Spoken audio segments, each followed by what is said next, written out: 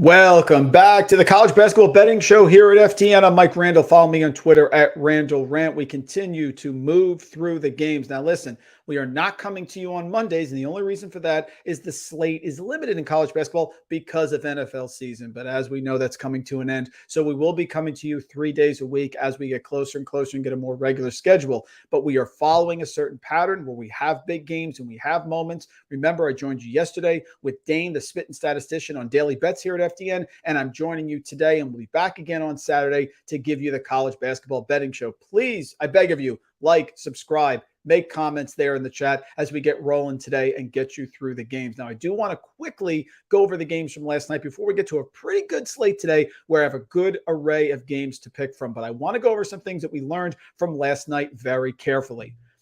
Couple things that were interesting. Number one, folks, I want you to take a look at second half lines. If you're following me here in the betting tracker, you will see that I'm putting a lot of second half lines in because I'm seeing opportunities in value.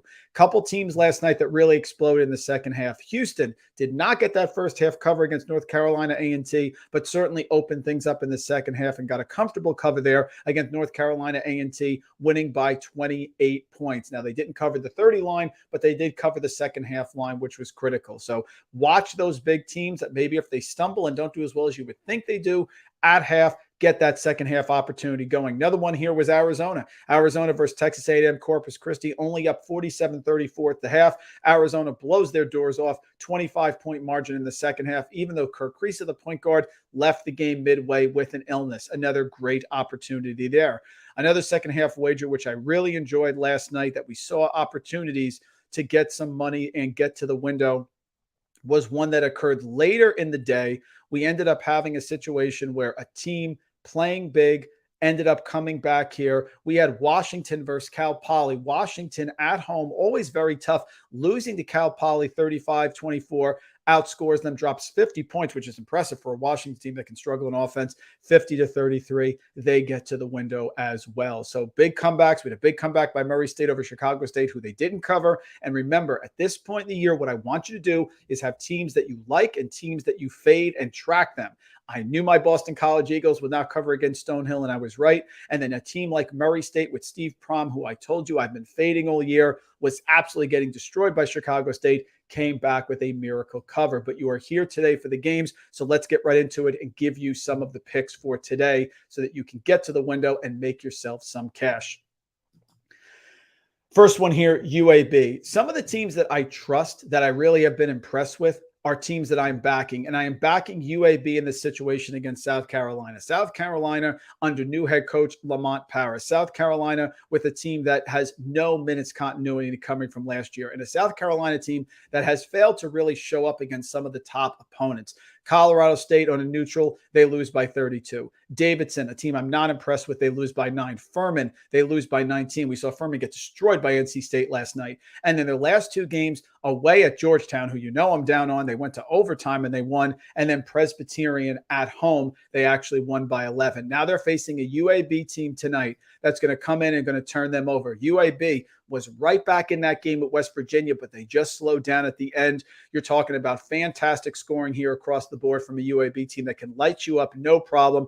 Jordan Jelly Walker. They have KJ Buffin, who came over from Ole Miss. I like this UAB team a lot. I like the defense they play with Andy Kennedy. I like the rebounding, the relentlessness, the defense from three-point range. There are teams at home that you worry about, which we'll go over later today, but I am not worried here about UAB. I think UAB covers against South Carolina. I think they get up early. I am laying this big number, which is at 16.5. That is our first game today. The UAB Blazers against a new no minutes continuity, still trying to assimilate South Carolina team. Michi Johnson's been in and out of the lineup. I think UAB covers to start. Second game, Miami of Ohio versus Cincinnati. Now, when I set these games up, I'm talking about the odds that I got last night. So there has been some movement in this game. I believe it's down to 15.5 or 16. Remember, in this game with Miami of Ohio, which I want you to be careful of, you're talking about Travis Steele coaching Miami of Ohio, and now he's going against a Cincinnati team that he is very familiar with. He has coached at Xavier. He beat Cincinnati 3 times at Xavier. So you're dealing with Miami of Ohio under head coach Travis Steele going up against a Cincinnati team that he is very, very familiar with. So I am actually going to take Miami of Ohio here, getting these points against Cincinnati. My one concern in this game is that Julian Lewis, the sort of do everything sophomore forward for them, 16, 6, and 6 is what he's been averaging. Julian Lewis cost us a cover there against Indiana State back on December 3rd. We took Miami of Ohio at home, getting those points against Indiana State. Right before game time, Julian Lewis is announced out. Indiana State rolls them. I want to see if Lewis is back. If Lewis is back, this line is going to drop quickly. Even if he doesn't play, I still think they can cover the number, but I would say I like it a lot better if Julian Lewis is in the lineup. He transferred over from William & Mary. He's a lengthy, do-everything type of player. Again, 16, 6, and 6 is not easy to average in Division I college basketball, so I would pay attention to this. If Lewis is in, I'm going to grab this number right away. Cincinnati's been up and down. They've battled. They're coming off the big loss to Xavier. They were home in that game. A little bit of a letdown spot here. Have not been impressed with Cincinnati. Their scoring is okay. They don't really turn you over, so the defensive intensity historically that Cincinnati brought is not there. Miami of Ohio can shoot it. They can score. They can make some plays. I know they don't play a lot of defense, but if Lewis is on the floor in a game where Miami is staying in the state here to play, I like this game a lot. So 16.5, but stay tuned to see if Julian Lewis is a part of it. Next game up, DePaul at Duquesne. I have fallen in love with Duquesne. I've said Duquesne is one of these teams that I think can win the A-10. But quite frankly, folks, they have not played well of late, and I'm starting to get concerned with Duquesne. Keith Dambro's team not being able to hold teams down as I thought they would, and they're turning the ball over way too much. They weren't turning the ball over early, but they have lately. They lost at home by 11 to a good Marshall team, and then they lost at home to New Mexico State, who is a shell of what they are, and I have a pick on New Mexico State against them, rather, later in the show. I am going to take DePaul in this situation. It's up to 2.5. People are hammering Duquesne. It's the third straight home game for Duquesne. You have DePaul coming off a nice win at home over UTEP by 21. They did battle against St. John's prior, Loyola Chicago. They've played Texas A&M. Tony Stubblefield does a good job, and they can really light up from three, shooting 38%. I'm going to take the points here against a Duquesne team that has not looked good lately. I like Keith Dambro. Maybe this team will start picking it up, and he will show his leadership because he's a great X's and O coach, Keith Dambro from Duquesne, when they get into the conference play. But in this case, I'm going to take DePaul. It's a coin flip game. It opened at 1. It's up to 2.5. Maybe you get it to 3. I like DePaul in this matchup. I think their length can bother Duquesne, and I think they can capitalize on a lot of those turnovers. Next game up, and then again, another one I think you have to watch and see what the injury status is. Radford has given a ton of trouble here to teams historically when they've played them. And now they're going down to play a VCU team where you would think that VCU would have an advantage being home, but they have really been struggling with injuries. Ace Baldwin was out because of the broken wrist. He comes back against Vanderbilt, and we blew that pick because Vanderbilt lost 70-65, and Baldwin had a career-high 28 points. Right after that, he's mysteriously out again with another wrist injury. I don't know if Baldwin is playing in this game. At home, VCU has been very up and down this year. They just played Howard, which is nowhere near the type of disciplined style that Radford has, and they won, but they didn't cover 70-60. Prior to that, VCU loses to Temple away by 10. Prior to that, loses at home to Jacksonville by 11. Radford is a disciplined program. They battled against Marquette on the road to start the year. They battled against Notre Dame, almost beating them away. Radford has been a thorn in the side, whether it's Darius Nichols, who's the head coach now, or Mike Jones historically. They don't turn it over. They're efficient inside. They shoot the three-pointer well, and they're going against a VCU team that thrives on turnovers. If Ace Baldwin is not playing this game, they're not turning over Radford, which means you're left with a VCU spotty offense against a disciplined Radford team. So the next game I'm going with, I will take Radford plus 9.5. And if it leaks out that Ace Baldwin is out again for this game, watch this number go down to 8 or even 7.5. So I like it now. I'm grabbing it at 9.5. Even if Baldwin plays, he had 28 against Vanderbilt, but that was a career high. I think Radford can cover this number, so I am going with them on the next game. Make sure to send your comments in if you have any questions as well. I will definitely get to them as well. Let's keep moving through the games here. Appalachian State at Wake Forest. This line opened at 12. It is now up to 12.5. And I am taking Appalachian State, a team that can play tough defense, that can cause trouble here for Wake Forest. Wake Forest, tremendous year under Steve Forbes. Steve Forbes, superb coach coming over with motion, but they haven't been as efficient as they were last year. They don't rebound the ball well anymore. They lost a ton of players from last year, only 23.5% of minutes continuity from last year. They recently lost away at Clemson by 20, and they lost on a neutral to a sort of up and down LSU team by 2. Now they come home. The next game is going to be on the road against a good defensive Rutgers team. Could be a look-ahead spot. And Appalachian State, as I've told you in the past, under Dustin Kearns, I will take those points every time. Dustin Kearns covered against Furman at home, even though they lost. They played a good Charlotte team away and kept that game close. They beat Louisville, really starting sort of the trouble for Louisville, and we'll get to them in a little bit as well over the season. They are tested. They are a good defensive team. They only allow 44.6% inside the arc, so Wake Forest is going to have to get scalding hot from 3. And if they can do that, I'll take the loss. Last night, NC State comes out. They're absolutely on fire. Maybe they run away and hide. But if this game is close and Appalachian State under Dustin Kearns gets their pace, I think they can score in Wake Forest. I think they can hold them from inside the arc, and they don't turn the ball over as well. A lot of similarities between Appalachian State and Radford, which is why I'm going to grab the points on the road in a game that I think is a little too inflated. Next game moving forward. Wright State plus 7.5 against Akron. You know I like Wright State. I've gone to them several times here, and in this situation, we will go right back to them in the horizon. Scott Nagy, tremendous job. Wright State has lost 3 games in a row. Robert Morris at home, Youngstown State at home, Western Kentucky, a good Western Kentucky team, by just 4 on the road. So coming into this game, you're thinking it's all Akron. Well, who has Akron played at home this year? South Dakota State, they won by 1 in overtime. Morgan State, they only won by 6. Jackson State, they won at home by 13. John Gross does a good job, but their metrics are terrible. They are terrible on offense, 30% from outside the arc, 48% from inside the arc. And Akron is not a good free throw shooting team, only 66.9%. Wright State, a lot better. They're great on the boards. That's why Scott Nagy and this team have done a nice job covering, because they hold you to 1 and done on the boards. And when you're dealing with a team that can't score, 1 and done is frustrating because they're going to slow the game down. Wright State can run, but they don't turn the ball over, and they're going to limit you 1 and done. Getting points with Wright State on the road when they're like 7.5, 8.5, 9.5 is fantastic for me. It's a good coach. It's a team that's great inside the arc. It's a great team that doesn't turn the ball over, and it's a team that is great, 6th best in the country per KenPom on defensive rebounding efficiency. Wright State versus Akron. Akron likes to get up and down. They like to create easy turnovers. No problem here. Wright State plus the points for our next game. Probably one of the most disappointing teams in college basketball has been Florida this year, the Florida Gators. And I love Todd Golden, and he will get it right. He's a superior coach coming over from San Francisco. But this team worries me. They haven't gotten the production out of Colin Castleton inside. And that's why tonight I am taking Ohio and their 12.5 points here with Jeff Bowles with the Bobcats on the road.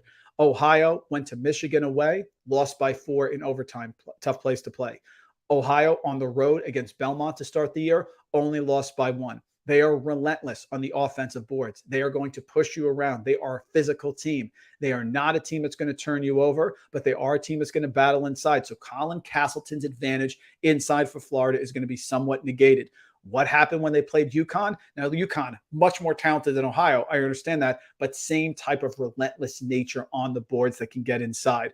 We have seen this Florida team lose at home to Florida Atlantic. We've seen this Florida team be down big on the road to Florida State, who's horrific. We've seen this Florida team lose on a neutral to Xavier. We've seen this Florida team wilt under the pressure of West Virginia. And tonight they're going to have an intense battle with Ohio before they play Oklahoma in the SEC Big 12 Challenge, which is coming up in just 6 days. Flat spot, Ohio, 12.5 on the road in the swamp. No problem for me. Probably my favorite pick of the night, folks, is coming up next.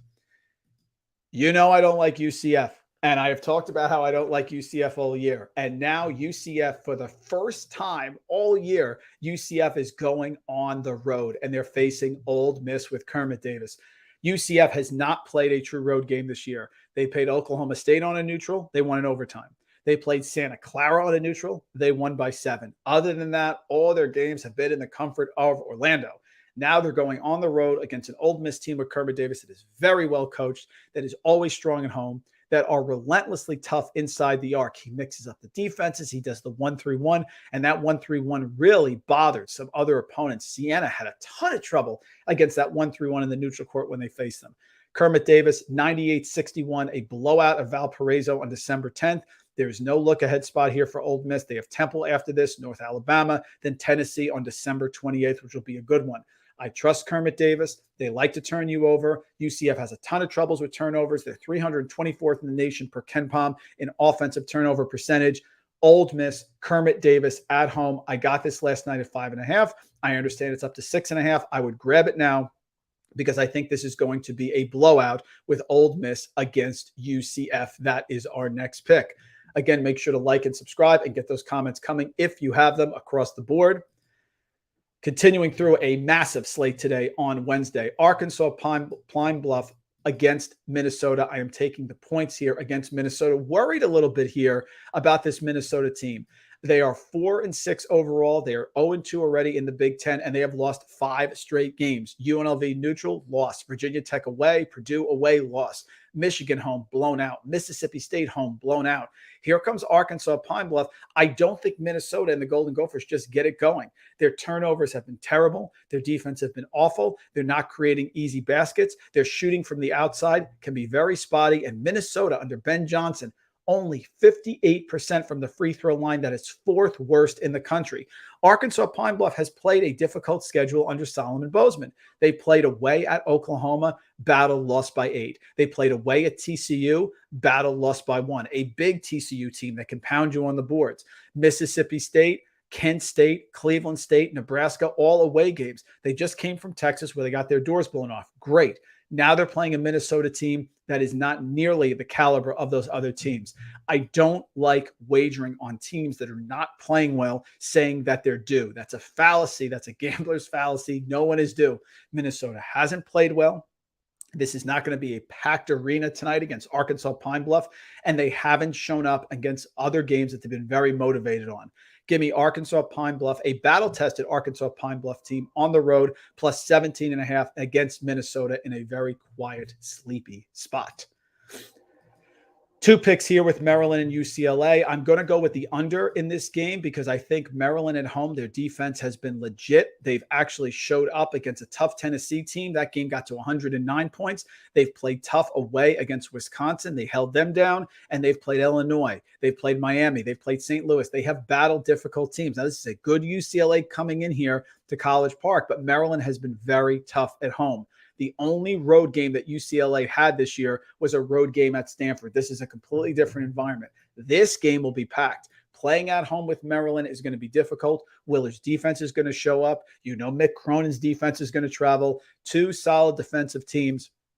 I think Maryland gets things back in order. They have a 2-game losing streak. They had the big home win over a good Illinois team. Then they stumbled away at Wisconsin, and they stumbled on the neutral at Tennessee despite a big comeback. I love the big men inside. I love the shooting. I think Jameer Young has brought so much to this team in terms of outside shooting and big 3-point shooting. 18 points in his last game. You're going to have Hakeem Hart, who always shoots better at home. Donald Carey came over from Georgetown. I'm going to lay the number here, and I think it's going to be a lower scoring game with UCLA and Maryland. I think the defenses take over, but I love the fact that Maryland is back home after 2 games. I think they get it going yet again. Boy, this number jumped on me.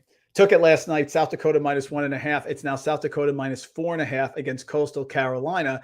The South Dakota is a team that you don't want to play at home. They can be very, very difficult to play at home. And the thing is with Coastal Carolina, they are a different team away from home than they are at home. Coastal Carolina, a team that is a veteran coach that has done a nice job here for Coastal Carolina under Cliff Ellis. But the way they've played this year, they've played well at home. They beat South Dakota at home. But now they're going to go on the road to play South Dakota on the road. They beat South Dakota 66-59 back on Saturday, November 26th. But Coastal Carolina does not shoot it well. Coastal Carolina turns it over a ton. Coastal Carolina doesn't turn you over. And South Dakota has shown some pretty good resistance at home because they played good to beat a good Lipscomb team that is ranked much higher than Coastal Carolina, 85-77 at home. They lost to UC Irvine, but it's a good UC Irvine team that they kept close for a while in their last matchup here. I like South Dakota. They just played. Whenever you have a flip-flop situation where the teams played earlier in the year, especially with this team now going home, I think South Dakota gets payback. The line's getting a little high, so I'd grab it now. I don't want to lay 6 points with South Dakota, but I got it at 1.5, and if it stays at 4.5, absolutely no problem there. Well, You knew this game was coming, and I'm going to give it to you again. It's actually down to 7.5. Folks, we have made so much money fading Louisville. It's really been unreal. Can Louisville start the season 0-10 against the spread and 0-10 overall? I think they can. Western Kentucky, the money is pouring in on them. There's a little bit of reverse line movement, which can make you nervous. I totally understand that, but we're going to do it. If it's worked over and over again, I think their last game as well with Louisville, there was reverse line movement against Florida State. We laid Florida State despite them only having one win, 10 points against Louisville, and it worked. Western Kentucky. You want to tell me this is an interstate rival game? I get it. You're going to say, Mike, you told me always take the points with the interstate rival. I get it. I just can't bet on Louisville until I see it. I need to see the win.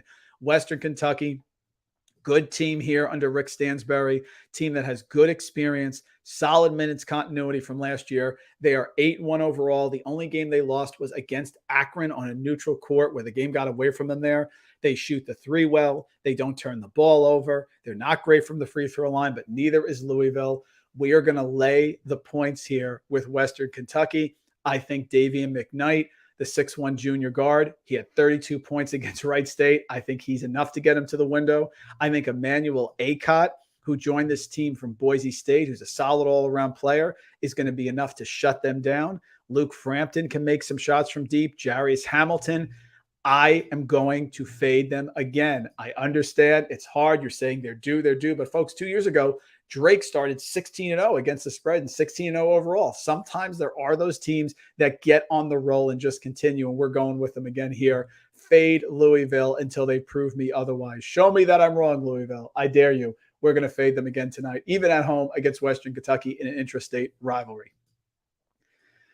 Sam Houston State's good. Now, I backed Sam Houston State against Oklahoma State, and they burned me. Understand that. But I think Sam Houston State is pretty good, and I think they may be a team that's sort of king of the little people. So I'm going to lay the points here against Louisiana Monroe, a Louisiana Monroe team that has put up no resistance whatsoever this year. Sam Houston State is number 6 in the country in defensive turnovers. They can defend, and they can get steals. Where they struggle is inside the arc. They fall in love with the three-pointer. They're shooting 37% from beyond the arc, but only 44% from inside the arc.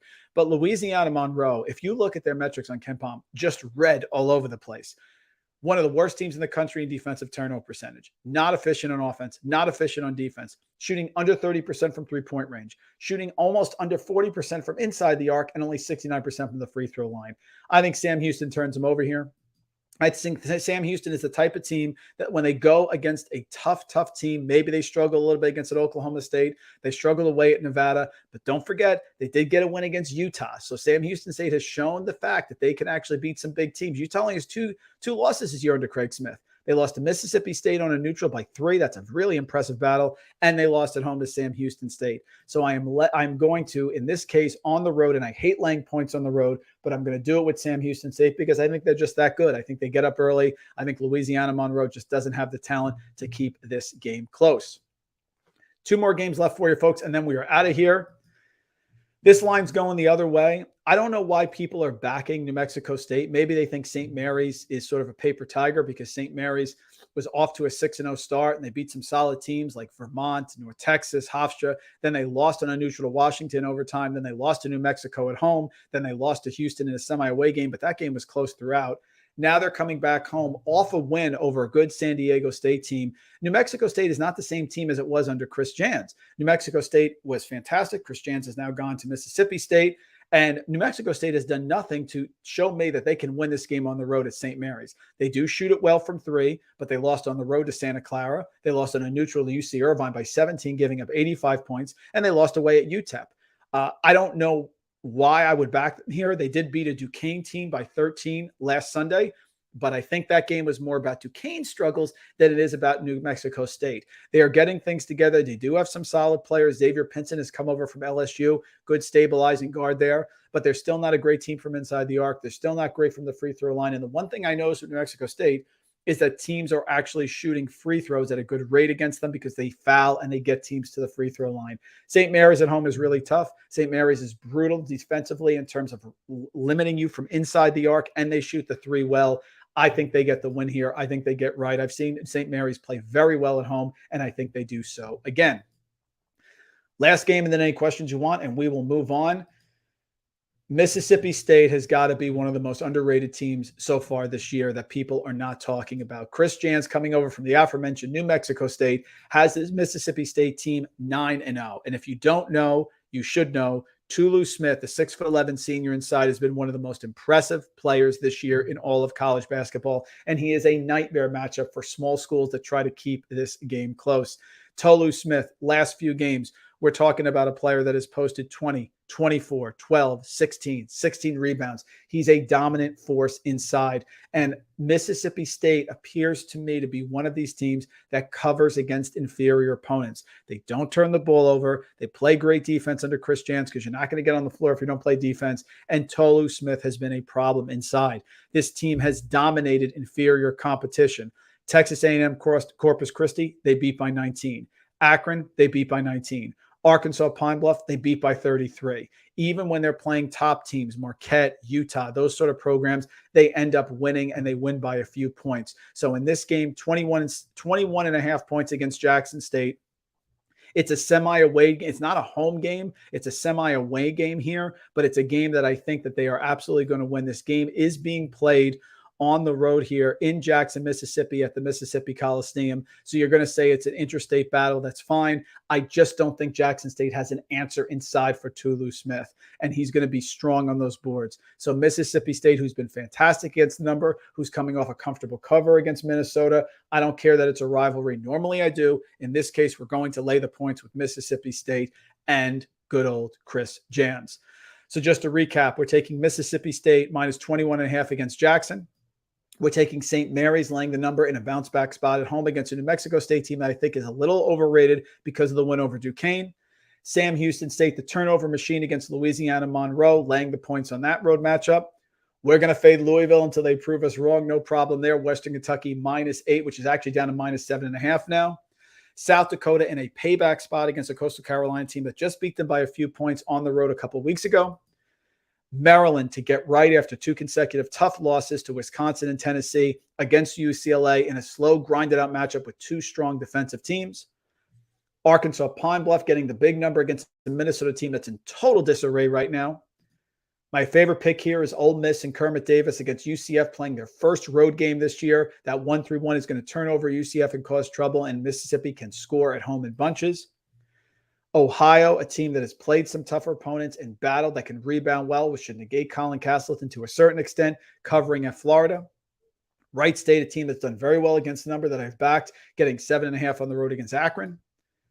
App State plus 12.5, which may be down to 12 right now against Wake Forest because App State gets their pace. Dustin Kearns does a great job, and they don't turn the ball over here. And if they can just limit Wake Forest, and Wake Forest doesn't run away and hit a million threes like NC State did last night, I think they're in this game to the end. Radford, who's been a thorn in the side of every major opponent that they faced, going on the road at VCU. Again, check your stats about Ace Baldwin to see if Baldwin is playing. If he's not playing, I think it's a slam. Even if he is playing, if it gets up to 10.5, may get a point of value.